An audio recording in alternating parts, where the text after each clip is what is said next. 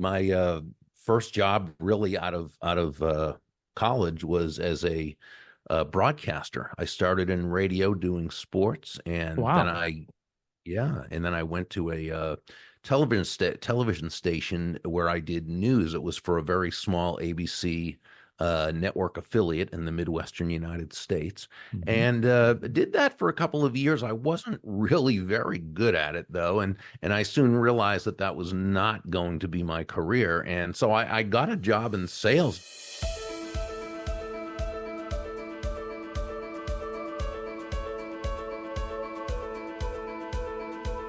Hi, friends. Welcome to the Aspire and Acquire podcast. I'm your host, Sandeep Suri.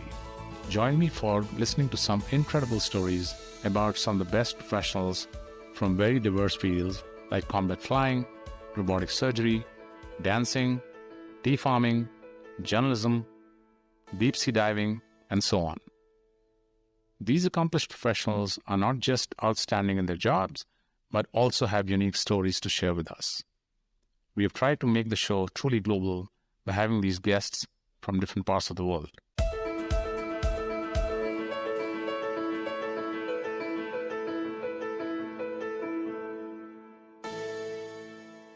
And we are thrilled to launch season 2 of Aspire and Acquire.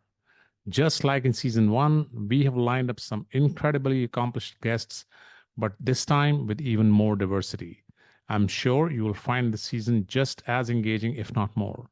Our guests come from a wide array of fields, including top-notch author, renowned painter, curator, stand-up comedian, law enforcement leader, and so much more. So without further ado, let's dive into our new season.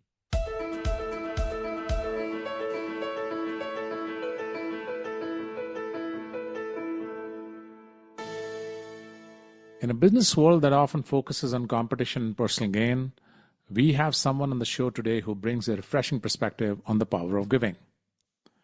We will discuss how giving is not just a moral choice, but a strategic advantage in today's business environment, sharing insights on building meaningful relationships, effectively communicating value, and how these principles can lead to true business growth. Today, we are honored to have Bob Burg with us, the co-author of the best-selling book, The Gogiver. Bob once said, "All things being equal, people will do business with and refer business to those people they know, like, and trust." This powerful statement perfectly captures why we are thrilled to have Bob on the show today. For over 30 years, Bob has been helping entrepreneurs, leaders, and sales professionals build meaningful relationships, communicate their value effectively, and grow their businesses. He initially gained recognition with the sales classic Endless Referrals. It is The Gogiver, co-authored with John David Mann, that has sparked a worldwide movement. The Gogiver, part of a 4-book series, has sold over 1 million copies, been translated into 30 languages, and earned a spot on Inc. magazine's list of the most motivational books ever written. It has also been featured on HubSpot's list of the 20 most highly rated sales books of all time. Bob has regularly addressed audiences ranging in size from 50 to about 16,000, sharing the platform with notable including today's top thought leaders, broadcast personalities, Olympic athletes, and political leaders, including a former United States president. Bob is a strong advocate of the free enterprise system, believing that the amount of money one earns is directly tied to the number of people they serve. Beyond business, he is an unapologetic animal lover actively involved with the South Florida Rescue Foster and Adoption Organization.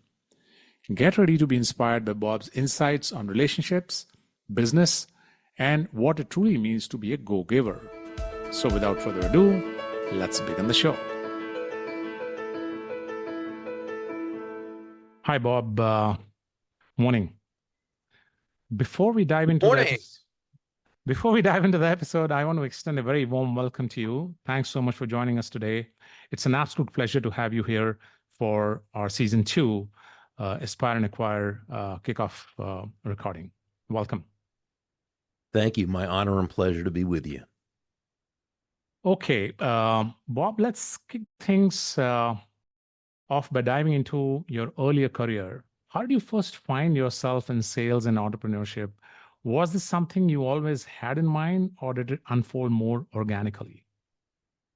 Yeah, I don't think I ever really thought of myself as going into sales. It's really not something that growing up you think about.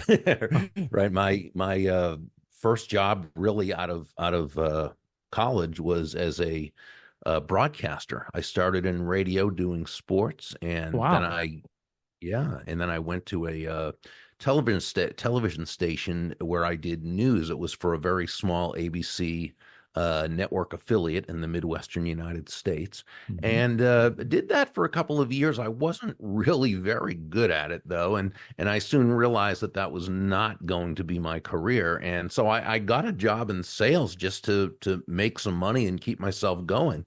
And it's interesting because for the first couple of months, I really floundered because I didn't know what I was doing, and the training from the company I was with was pretty much non-existent. It was just, go out and sell. And so I had no experience. I had no formal sales training experience. So really it was tough for a little while. And then I was in a bookstore one day Mhm. and I was looking for something. I didn't know exactly what. Remember, this is 40 years ago. So back then, Right. sales books, sales teaching, it wasn't as prevalent as it is today.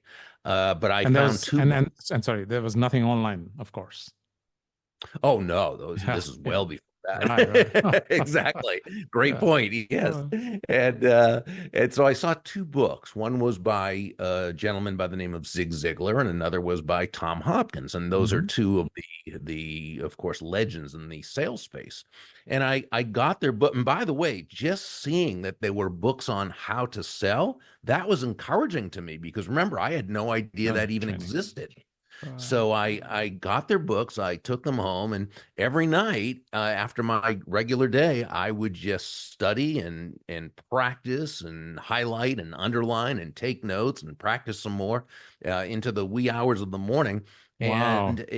yeah, in 3 weeks, within about 3 weeks, my sales were going great. Oh. And what this said to me was basically if you have a methodology, a system for doing something, you can pretty much accomplish anything within reason. Now, I personally define a system as the process of predictably achieving a goal based on a logical and specific set of how to principles. The key being predictability. If it's been proven that by doing A, you'll get the desired results of B, then you know that all you need to do is A and continue to do A, and eventually you'll get the desired results of B. And so, knowing that Mr. Hopkins and Mr. Ziegler were teaching a system in their books, Mhm. that's just what I did, and it really didn't take very long at all to start to see some results. Now at that point I was really encouraged, and Yeah. so I began reading everything I could, listening to, and back then it was cassette tapes,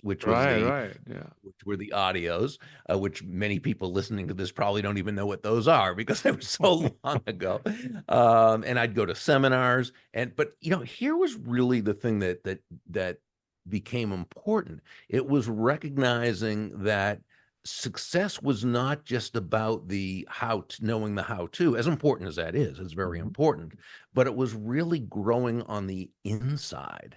And I would be recommended these books like How to Win Friends and Influence People and Think and Grow Rich and Mhm. Psycho-Cybernetics by Dr. Maxwell Maltz, The Richest Man in Babylon, Wow. Yeah. Og Mandino's book, and all these wonderful, wonderful books that were building me on the inside. Right. And this information, this knowledge, this wisdom got into my head and into my heart. And what I really came to realize that success is an inside job. It manifests itself outwardly, but it starts inside ourselves.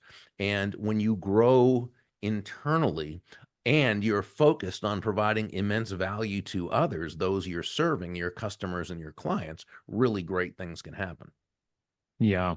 And I guess, when it starts within, it also becomes sustainable, right? Mm, mm. Rest is history, as they say. I think, you started learning not through your first job training, on the job training rather, but it was through these books.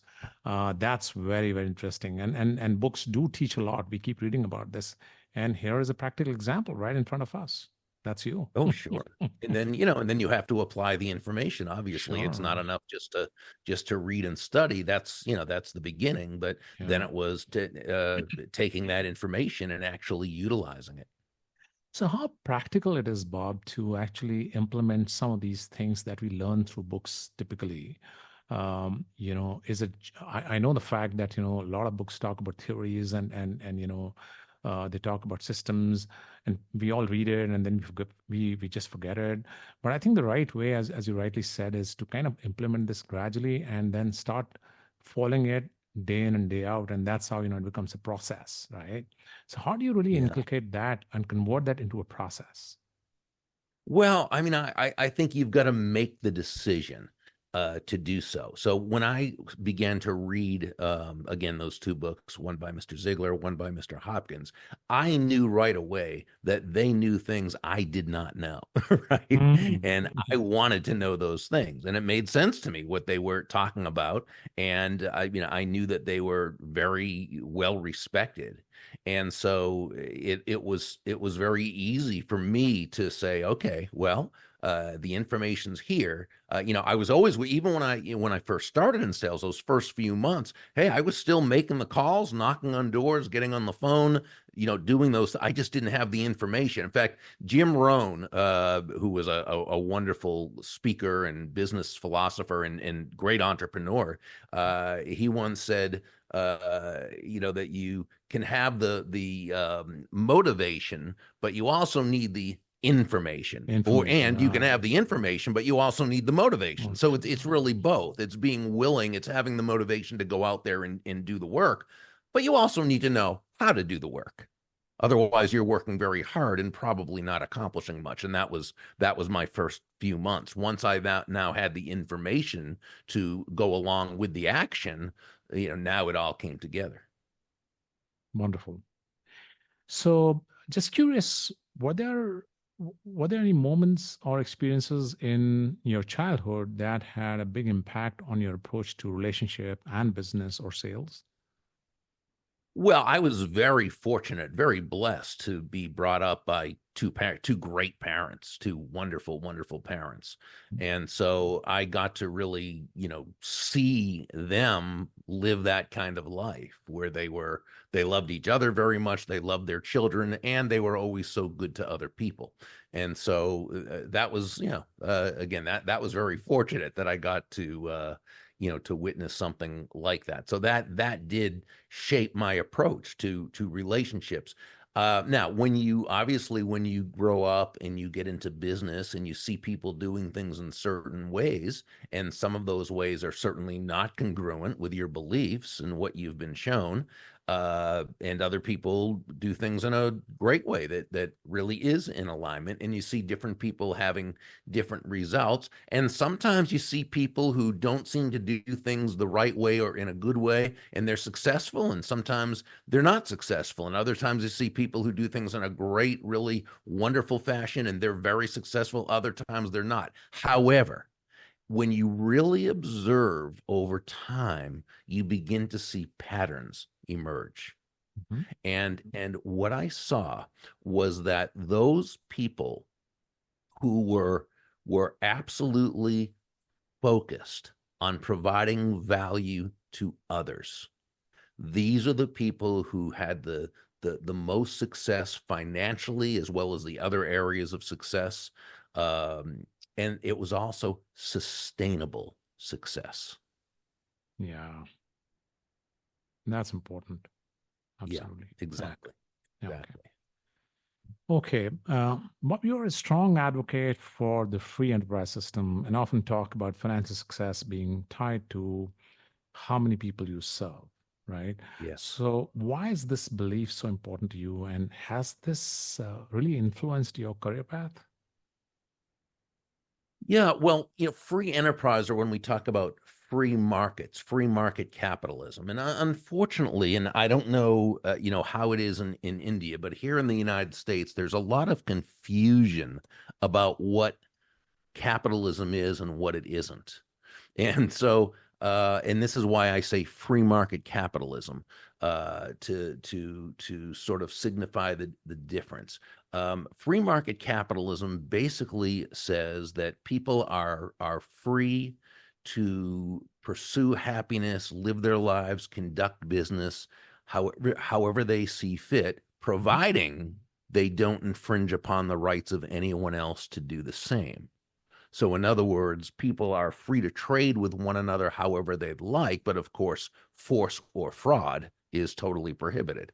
And believers in free market capitalism would say that government's uh, very legitimate function would be to protect against force and fraud, but otherwise, leave people free to buy, sell, and trade with one another.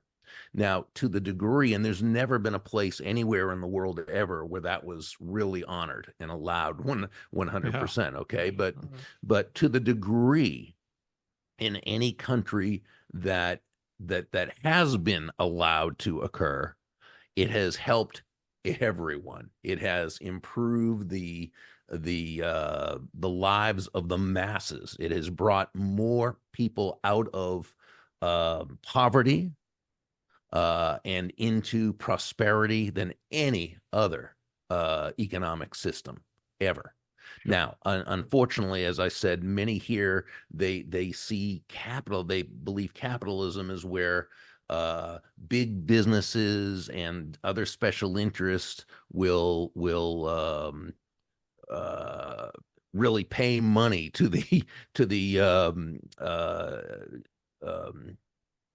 legislators, to the politicians in order to receive special favors, which make the playing field unlevel because it keeps some people from, well, that's not free market capitalism. That's actually called cronyism.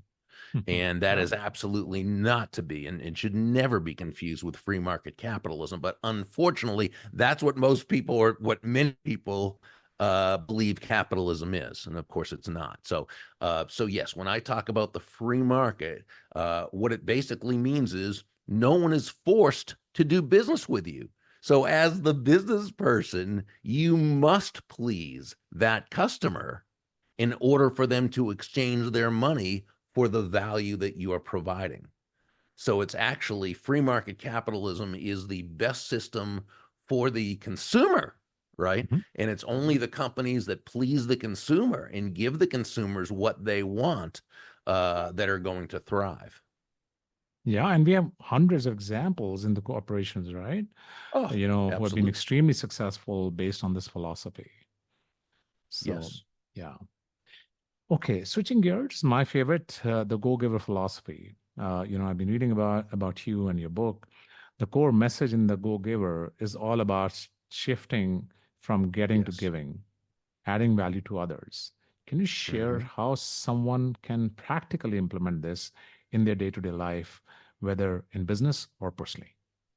Yeah, that's such a wonderful question. So yes, what we would say when people say, well, what do you mean by go giver? What does that really mean? And it's simply, as you mentioned, shifting your focus. And this, I think, is really where it all begins. Shifting your focus from getting to giving. Now, when we say giving in this context, we simply mean constantly and consistently providing immense value to others, understanding that doing this is not only a more um, uh, uh, pleasant way, if you will, to conduct Mhm. business, it's the most financially profitable way as well.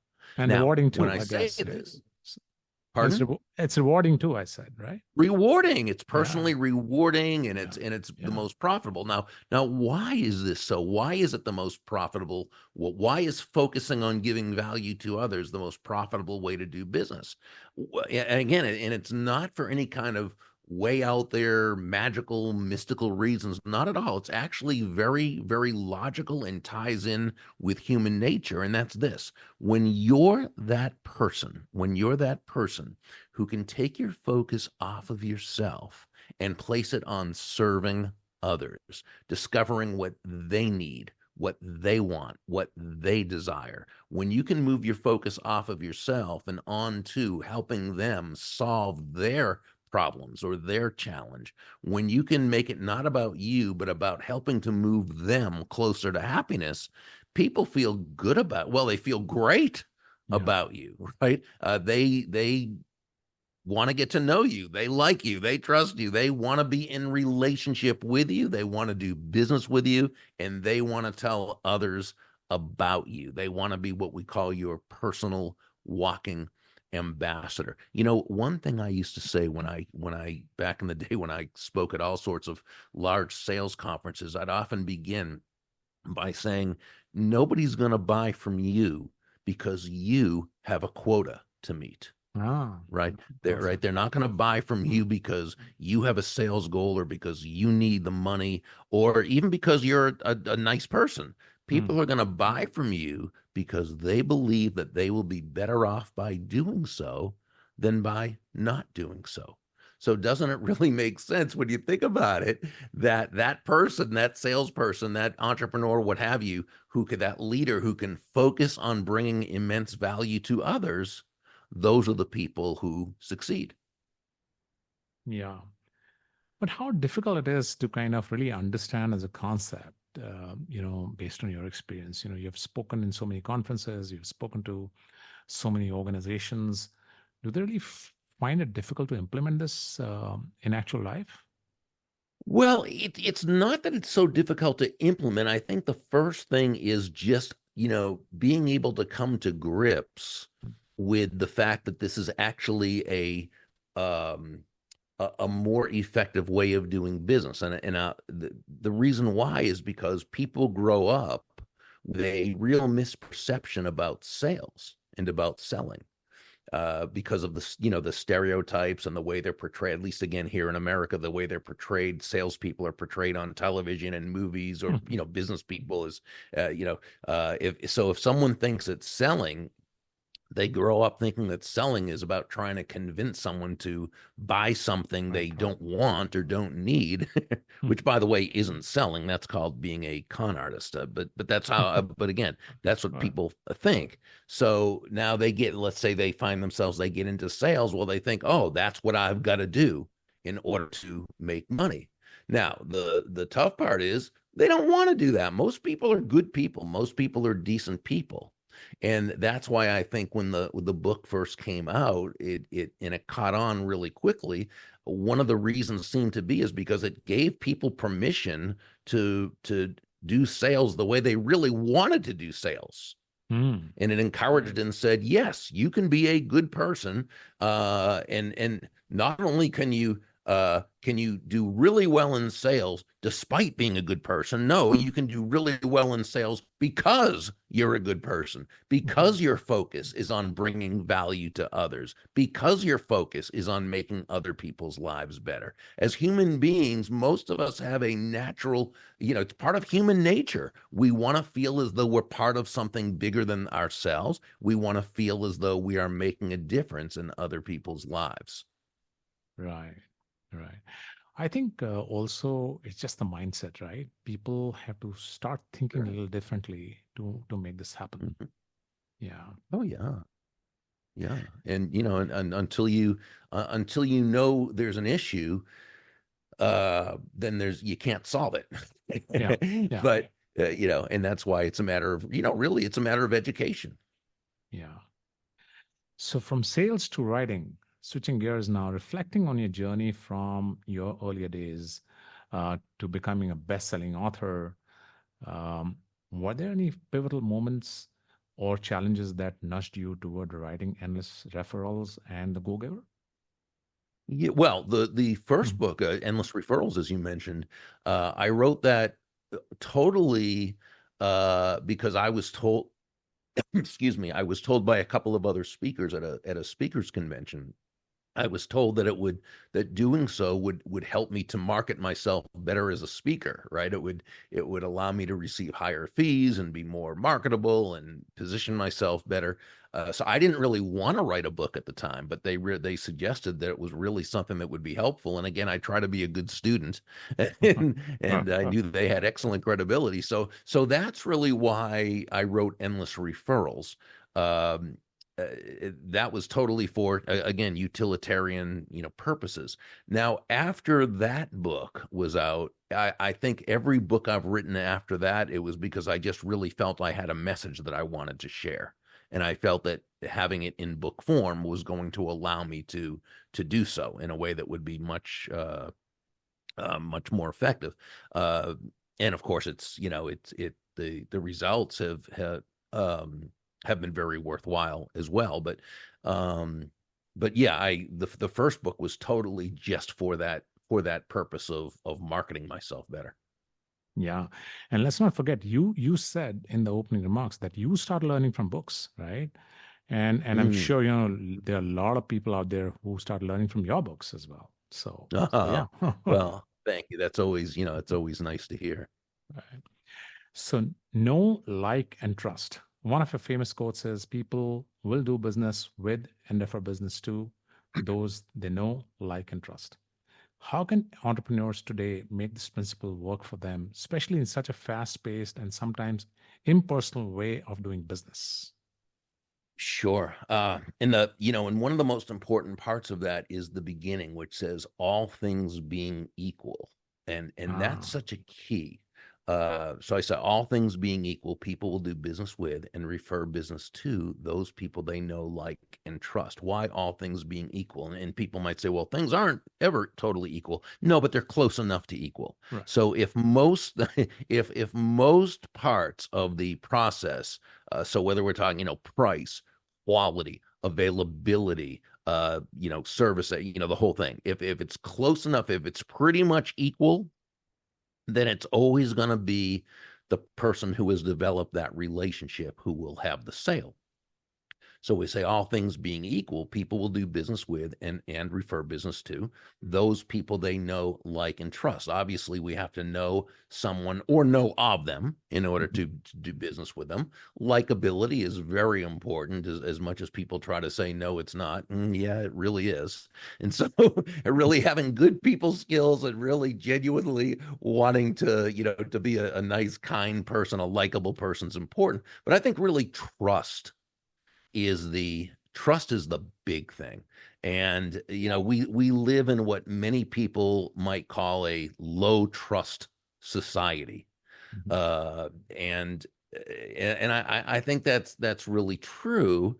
But there's a good part too, though, or there's an advantage to that. I should say, it's not a good thing, but there's an advantage to that for that person who is trustworthy and is able to communicate that trustworthiness, because what it does is it really sets them apart. So when someone, based on their character, based on their actions, based on their reputation, has become known as that person who you absolutely can trust, not only is their product or service good, but they're there for you. They have your well-being at heart. They stand behind what they do. They have high character. Well, really, that just separates you. One of the great speakers and authors on trust in our modern times, Stephen M.R. Covey. He's the Mhm. son of Dr. Stephen Covey, of course, of Seven Habits of Highly Seven Effective habits. People. Well, Stephen M.R. Covey he's written several wonderful books on trust, but one of them was called The Speed of Trust. Mhm. And the subtitle was the one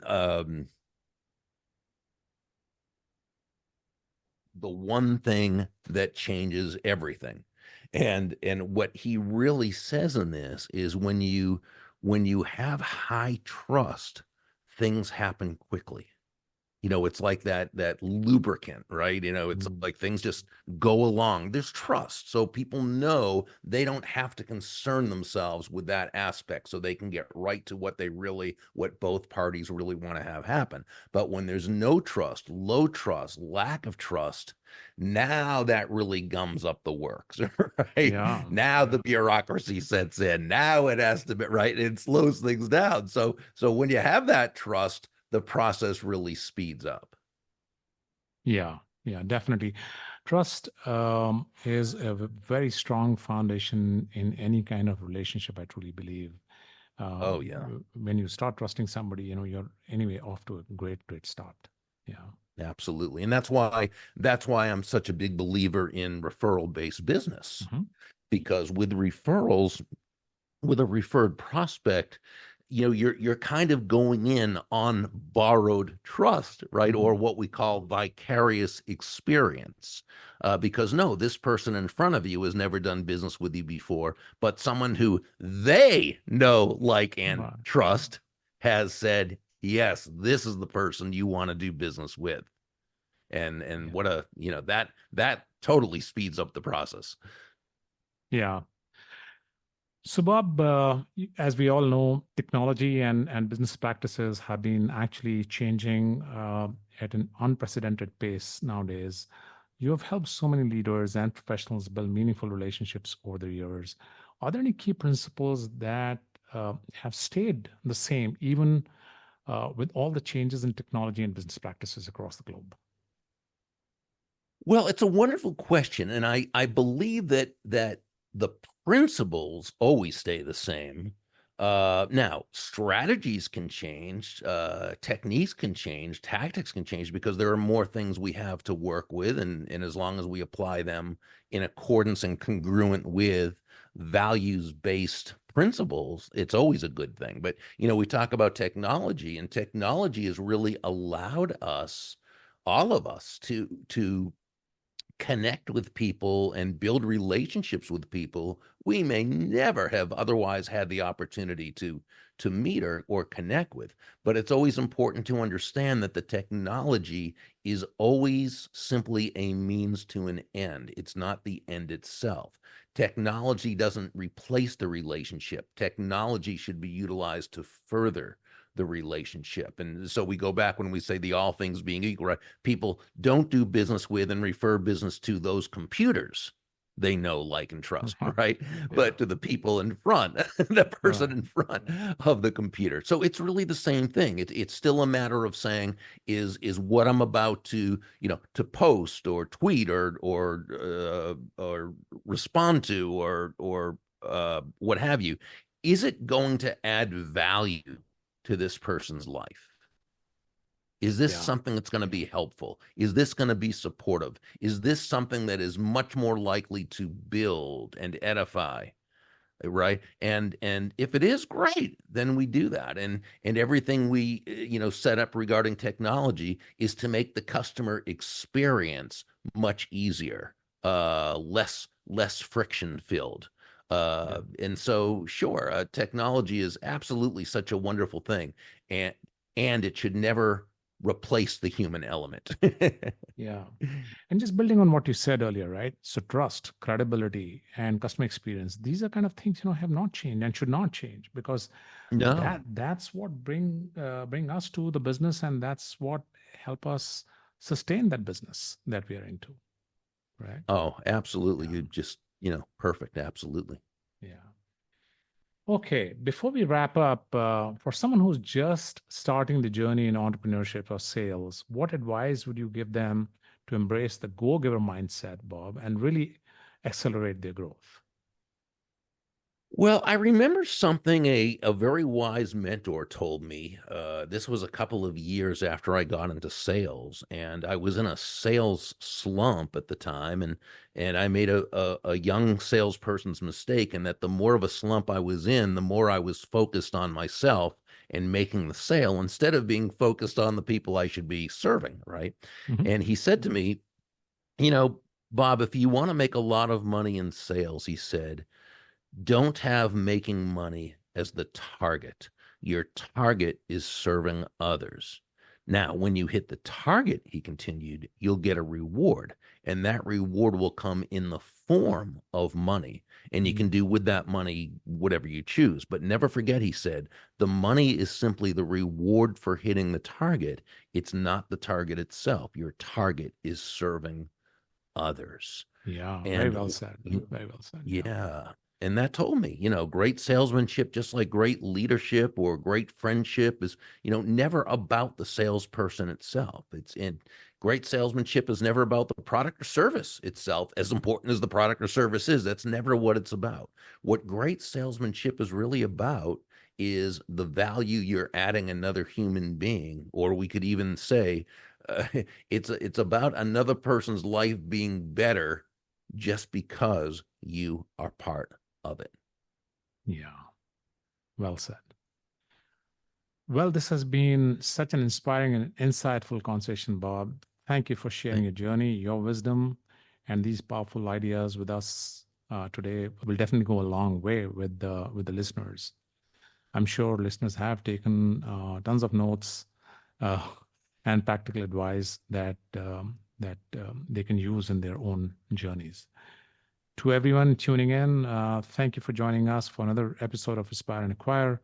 If you enjoyed this conversation, stay tuned for more inspiring stories and actionable insights from incredible leaders like Bob. Until next time, keep aspiring, keep acquiring, and keep growing. Cheers.